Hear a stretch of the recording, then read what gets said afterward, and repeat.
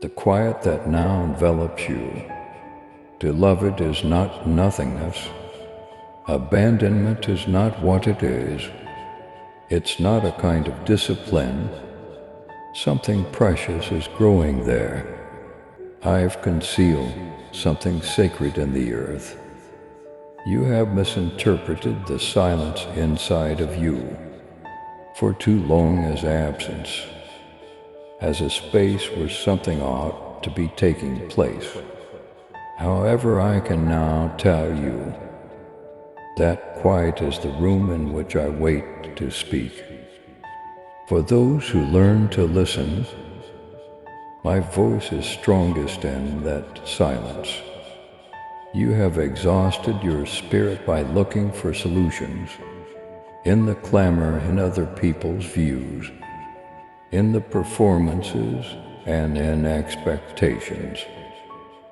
However, the solution has never been revealed. The burden of all you believed you needed to be has always buried it.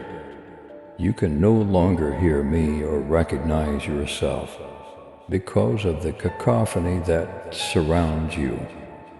I haven't stopped talking, however. I'm not hiding, you are being drawn within by me. If you are ready for miracles, type 111 and share this video to spread the word of God. I am not a far-off God who is waiting for you to achieve a certain standard of perfection before I speak. I'm not assessing your performance objectively. I am the voice that you first heard in your deepest anxieties, in your darkest moments. I am the solace you cannot describe. Before you realized who you were yearning for, I was the presence you were craving. I am the weightless pain you experience when everything is silent. I'm not calling you right now to put forth more effort, to strive harder to prove yourself spiritually. I'm calling you to give up more, to come inner where my spirit resides, and let go of your worrying of being inadequate. I don't reside in temples constructed by people. I live inside of you as a guide, not a visitor, not as a far-off force, but as a living, breathing reality. The encounter has to take place, not with those in your immediate vicinity, not with the circumstances that have made you doubt yourself, however, with the version of yourself that you have come to accept, the one that is not consistent with my reality. You've experienced experiences that have taught you how to get by, but not how to relax. Abandonment molded you, rejection hurt you, and you learned to doubt the silence that was supposed to cure you. Type 122 if you trust God's guidance in your life.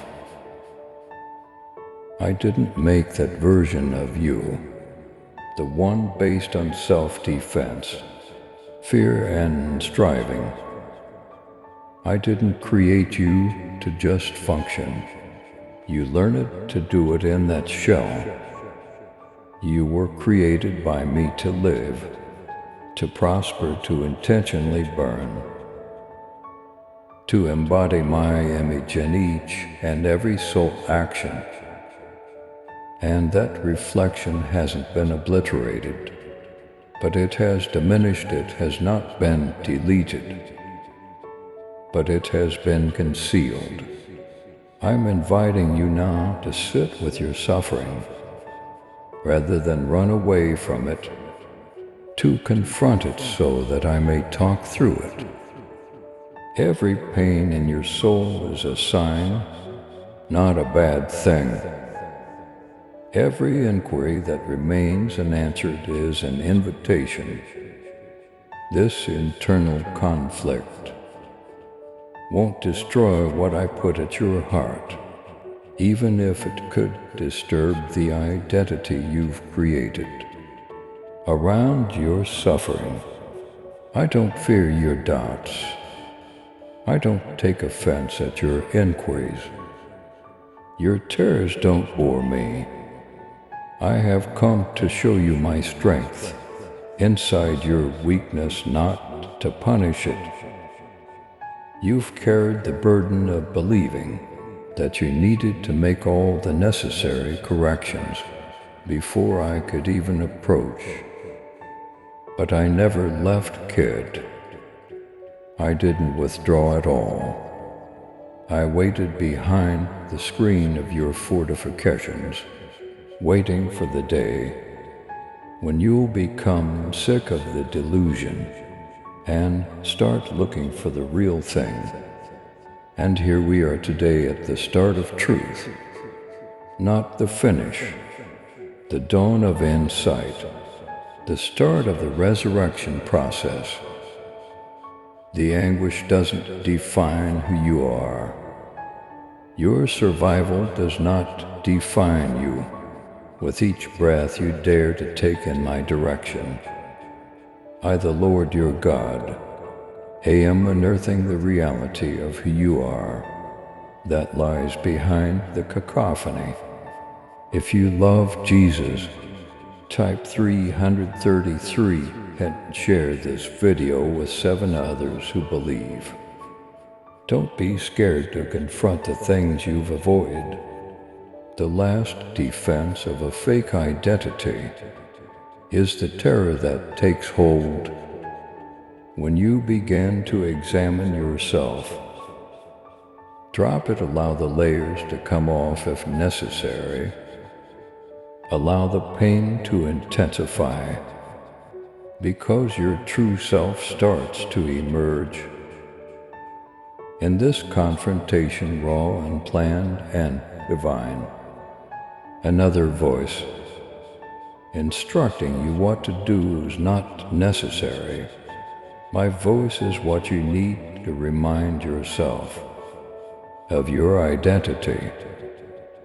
Furthermore, that voice is emanating from inside rather than the outside. When I created you, I put it there. I kept it safe throughout all the storms.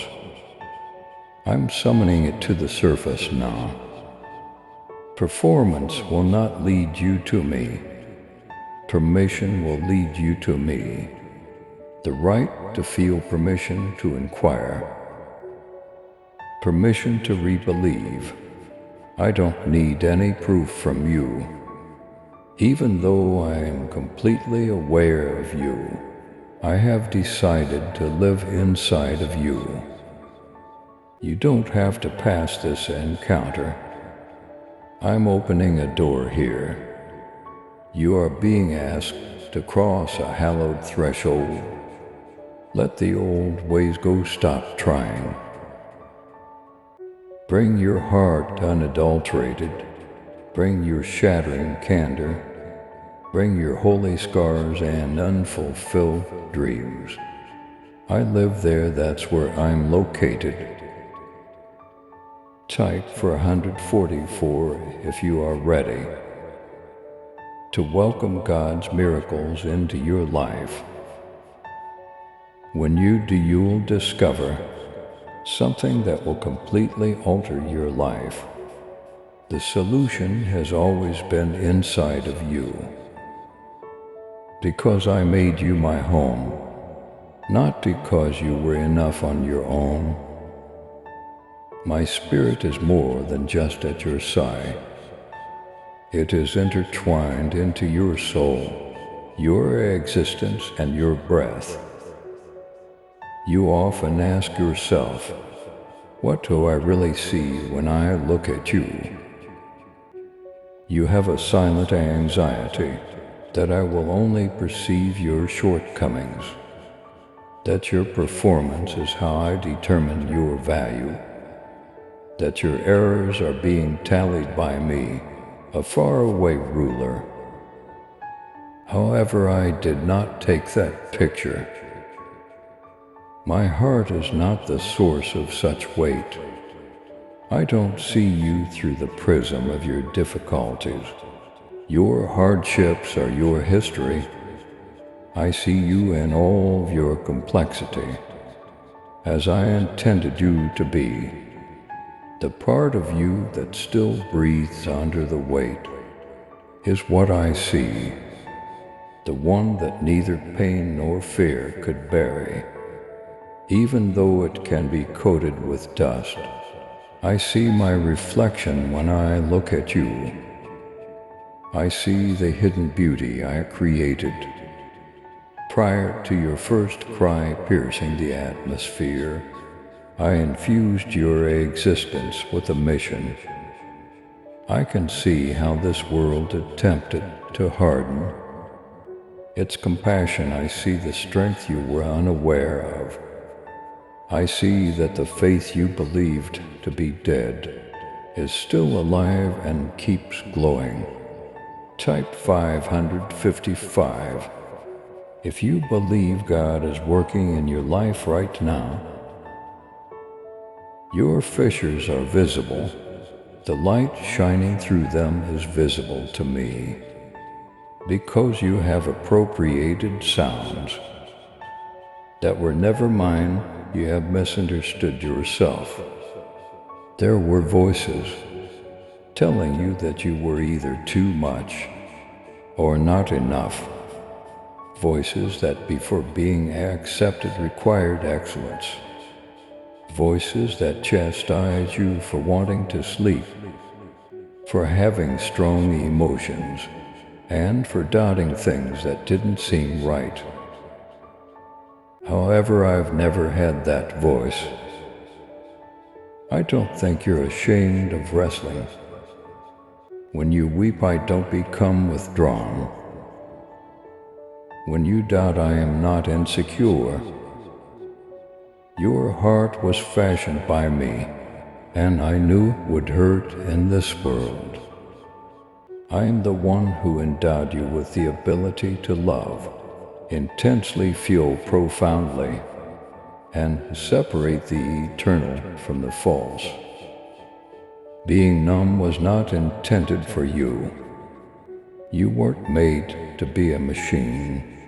You weren't made to live by fitting into dysfunctional institutions. Not only was your spirit created in my image, but your soul structure was as well. You are thus free to feel, to inquire, when you can no longer bear the burden of it all. You will fall into me, and I don't let out a disappointed sigh when you do. I take a step closer. I have a closeness to you that the world cannot provide. You don't have to perform for me. I want you here. I come nearest when you are undone. Despite what you have been taught, that I am only near when you are powerful. Type 666. If you trust God to guide your path, you've been informed that your excellence is a must for my acceptance. However, I gave you my blessing before you did anything. I have always talked to the willing, the broken, and the crushed, despite your belief that I only speak to the holy, the courageous, and the bold. I'm talking to you now, it's because I choose you, not because you deserve it. I'm not attempting to correct a mistake in you. I'm repairing you because you are a masterpiece. All of your tears have been seen. I've heard every quiet cry. In the hallowed area of my attention, Every query you believed remained unanswered has been meticulously gathered. I have listened to you with all my compassion, not only with my ears.